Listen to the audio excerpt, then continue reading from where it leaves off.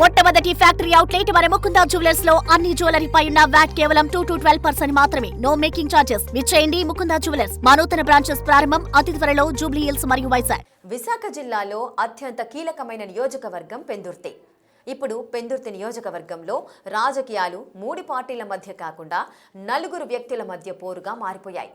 ఒకవైపు అధికార బలం, మరోవైపు మాస్ అట్రాక్షన్, ఇంకోవైపు లోకల్ పవర్, ఇక 4వ వైపు కార్పొరేషన్ అండ.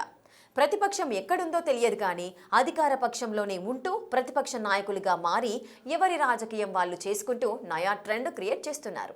పెందుర్తి నియోజకవర్గంలో రివెంజ్ పాలిటిక్స్ కనిపించడం లేదు. కానీ నియోజకవర్గంపై ఆధిపత్యం కోసం పైకి కనిపించకుండానే ఒకరిపై ఒకరు కత్తులు దూసుకుంటున్నారు. అసలు ఇంతకీ పెందుర్తి నియోజకవర్గంలో ఏం జరుగుతోంది? ఉమ్మడి విశాఖ జిల్లాలో పెందుర్తి నియోజకవర్గం ఓ భిన్నమైన శైలిలో కనిపిస్తుంది. కొత్త జిల్లాల ఏర్పాటు తరువాత పెందుర్తి నియోజకవర్గం విడిపోయి ఇటు విశాఖ జిల్లాలో అటు అనకాపల్లి జిల్లాలో భాగమయ్యింది. నియోజకవర్గంలో ఏ అధికారిక కార్యక్రమం చేపట్టాలన్నా 2 జిల్లాల అధికారులు, 2 ఎంపీలు, 2 జిల్లాలకు సంబంధించి మేయర్ రాజకీయ అధికారిక కార్యక్రమాలు చేపడుతూ ఉంటారు. పెందుర్తి నుండి పరవాడ వరకు దాదాపుగా 50 కిలోమీటర్లకు పైనే పెందుర్తి సెగ్మెంట్ విస్తరించి ఉంటుంది. పెందుర్తి నియోజకవర్గం 50 కిలోమీటర్ల విస్తీర్ణంలో ఇన్ని కిలోమీటర్ల పరిధిలో ఉండటంతో రాజకీయ నాయకుల మధ్య కనిపించని రాజకీయ వైరం కొనసాగుతోంది. ఒకే నియోజకవర్గంలో 2, 3 ఎమ్మెల్యే అభ్యర్థులు ఉండటం, వివిధ నియోజకవర్గాల్లో ఎమ్మెల్యేలుగా గెలిచిన వాళ్లు పెందుర్తి నియోజకవర్గంలో నివాసముండటం, గతంలో ఎమ్మెల్యేలుగా పనిచేసిన వాళ్లే నియోజకవర్గంలో పలుకుబడి ఉండడంతో పెందుర్తి నియోజకవర్గంలో నాయకుల మధ్య 4 స్తంభాలాట కొనసాగుతోంది. గత ఎన్నికల్లో పెందుర్తి ఎమ్మెల్యేగా జనసేన పార్టీ నుండి పంచకర్ల రమేష్ బాబు ఎన్నికయ్యారు. 2009 ఎన్నికల్లో పీఆర్పీ నుంచి పెందుర్తి ఎమ్మెల్యేగా గెలిచిన పంచకర్ల రమేష్ బాబు పీఆర్పీని కాంగ్రెస్ లో విలీనం చేసిన తర్వాత కాంగ్రెస్ పార్టీకి రాజీనామా చేసి టీడీపీ, వైసీపీలో తన అదృష్టాన్ని పరీక్షించుకునే ప్రయత్నం చేశారు. 2014 నుండి 24 మధ్య ముందు వరకు పెందుర్తి నియోజకవర్గంలో ఎలాంటి పార్టీ కార్యక్రమాల్లో పాల్గొనలేదు. 2024 ఎన్నికల్లో జనసేన ఎంట్రీతో ఎన్నికలకు 2 సంవత్సరాల ముందు జనసేన పార్టీలో జాయిన్ అయిన పంచకర్ల రమేష్ బాబు పెందుర్తి నుంచి జనసేన అభ్యర్థిగా బరిలోకి దిగి గెలిచారు.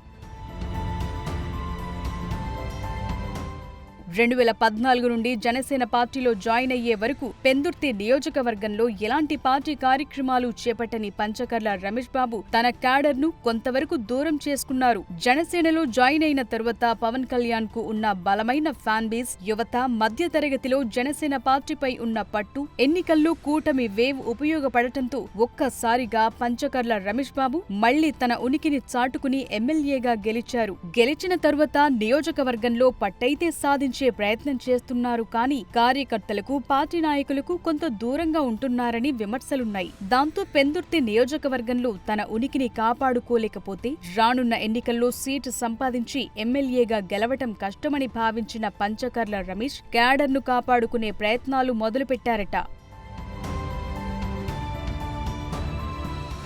ఓ పక్క ఎమ్మెల్యేగా పంచకర్ల రమేష్ బాబు పార్టీ కార్యక్రమాల్లో పాల్గొంటూ జనసేన క్యాడర్ చెక్కు చెదరకుండా చూసుకునే ప్రయత్నం చేస్తుంటే, మరోవైపు నుంచి టీడీపీ మాజీ ఎమ్మెల్యే పెందుర్తి నియోజకవర్గం ఇన్ఛార్జ్ గండి బాబ్జీ యాక్టివ్ అయ్యారు. జనసేనతో సమీకరణాలు తేడా వస్తే టీడీపీ నుంచి బరిలో నిలిచే అవకాశం ఉండడంతో 2024 ఎన్నికల తరువాత తన క్యాడర్ మొత్తాన్ని యాక్టివ్ చేస్తున్నారు. గండి బాబ్జీకి రాష్ట్ర స్థాయిలో నామినేటెడ్ పదవి ఉండడంతో పాటు విశాఖ ఎంపీ శ్రీభరత్ కు అత్యంత సన్నిహితమైన వ్యక్తిగా పేరుంది.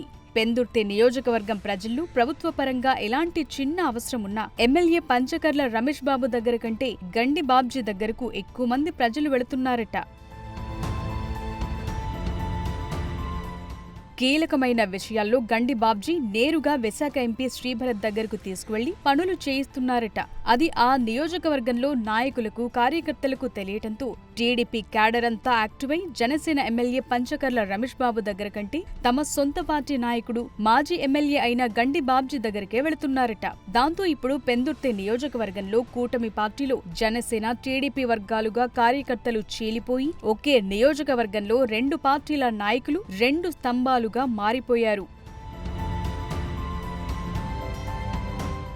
ఇక పెందుర్తిలోనే నివాసముంటున్న విశాఖ తాజా మేయర్ పీలా శ్రీనివాసరావుకు అది సొంత ప్రాంతం కావటంతో టీడీపీ క్యాడర్తో పాటు తన అనుచర గణంతో సొంత వర్గాన్ని మెయింటైన్ చేస్తున్నారు. విశాఖ కార్పొరేషన్ పరిధిలో ఎలాంటి చిన్న కార్యక్రమం జరిగినా, ఎలాంటి అభివృద్ధి పనులకు శంకుస్థాపనలు, ప్రారంభోత్సవాలు చేసినా ఖచ్చితంగా మేయర్ సమక్షంలోనే జరుగుతుంది. కాబట్టి ఎమ్మెల్యేతో పాటు మేయర్ కూడా తన వర్గాన్ని, అనుచర గణాన్ని ఎప్పుడూ తనతో తిప్పుకుంటూ టీడీపీలోనే ఓ కొత్త వర్గాన్ని తయారు చేసి పెందుర్తి నియోజకవర్గంలో టీడీపీని 2 వర్గాలుగా చేసి 3వ స్తంభంగా మారిపోయారు. మరోవైపు మాజీ మంత్రి బండారు సత్యనారాయణమూర్తి స్వగ్రామం పరవాడ పెందుర్తి నియోజకవర్గంలోనే ఉంది. నియోజకవర్గ హెడ్ క్వార్టర్ కు దాదాపుగా 50 కిలోమీటర్ల దూరంలో ఉండడంతో పరవాడ ప్రాంత వాసులంతా మాజీ మంత్రిగా 2009 నియోజకవర్గాల పునర్విభజనకు ముందు పరవాడ ఎమ్మెల్యేగా ఉన్న బండారు వైపే మొగ్గు చూపుతూ ఉంటారు. ప్రస్తుతం బండారు సత్యనారాయణమూర్తి మాడుగుల ఎమ్మెల్యేగా ఉన్న ప్రతిరోజు సాయంత్రం స్వగ్రామానికి చేరుకోవటం, పరవాడ గ్రామస్తులతో మాటామంతి చేస్తూ గ్రామానికి కావాల్సిన అవసరాలను అధికారులతో మాట్లాడి నేరుగా తీరుస్తున్నారు. దాంతో అక్కడి టీడీపీ క్యాడర్ మొత్తం మాడుగుల నియోజకవర్గ ఎమ్మెల్యే బండారు సత్యనారాయణమూర్తి చుట్టే తిరుగుతున్నారు. దీంతో టీడీపీ, జనసేన పార్టీల మధ్య 4 స్తంభాలాట కొనసాగుతోంది. ఒకే నియోజకవర్గంలో 2 ఎమ్మెల్యేలు, 1 మేయర్, 1 రాష్ట్ర స్థాయి కార్పొరేషన్ చైర్మన్ తమ ఆధిపత్యాన్ని నిలబెట్టుకోవటం కోసం జనసేన, టీడీపీ కార్యకర్తలను 4 స్తంభాలాట ఆడిస్తూ ఎవరికి తోచిన విధంగా వాళ్లు ముందుకు వెళుతుండటంతో మండల స్థాయి నాయకులు, కార్యకర్తలు సైతం అయోమయంలో పడిపోతున్నారు. అధికార పార్టీని ఎరకాటంలో పెట్టడానికి ప్రతిపక్ష వైసీపీ ఆందోళనలు చేసి ప్రజల దృష్టిని ఆకర్షించే ప్రయత్నం చేయాలి. కానీ జనసేన, టీడీపీ కీలక నాయకులే 4 వర్గాలుగా విడిపోయి ఎవరి పని వాళ్లు చేసుకుంటుండటంతో కార్యకర్తల్లో అయోమయం మొదలైంది. రాష్ట్ర స్థాయిలో పార్టీల అధినేతలు కలిసే ఉన్నాం అని చెప్పుకుంటున్నా నియోజకవర్గాల స్థాయిలో అలాంటి పరిస్థితి కనిపించకపోవడంతో కింది స్థాయి క్యాడర్ అయోమయానికి గురవుతోంది. ఇప్పటికైనా పార్టీ అధిష్టానాలు పెందుర్తి నియోజకవర్గంలో కొనసాగుతోన్న 4 స్తంభాలాటను సరిచేసి ఒకే వేదిక మీదకు తీసుకురాకపోతే రానున్న రోజుల్లో తమ ప్రాభవాన్ని కోల్పోక తప్పదన్న అభిప్రాయం వ్యక్తమవుతోంది.